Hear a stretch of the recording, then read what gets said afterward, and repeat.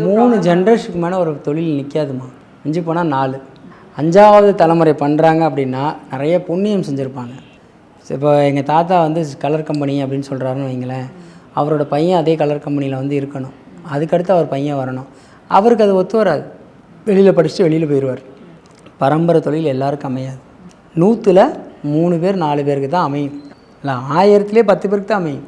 ஏன்னா பரம்பரை தொழில் செய்யக்கூடிய யாருமே பாருங்கள் பெரிய லெவலில் சக்ஸஸ் ஆகிருக்க மாட்டாங்க. தாத்தா ஆகிருப்பார், அப்பா ஆகிருப்பார், மகன் வந்து அந்த இடத்துல தோற்றுருவாங்க. ஆனால் அதை எடுத்து நடத்தக்கூடியவர்கள்னால் ஜாதகம் வலுவாக இருக்கணும், கிரகங்கள் வலுவாக இருக்கணும், தொழில் 10ஆம் இடம் அவருக்கு வலுவாக இருக்கணும். அப்போ தான் தன்னுடைய சொந்த தொழிலை எடுத்து பரம்பரை தொழிலை பண்ண முடியும். இல்லைன்னா பண்ண முடியாது. சரிங்களா? இப்போ அதுக்கான ஒரு விஷயம் சொல்கிறேன்.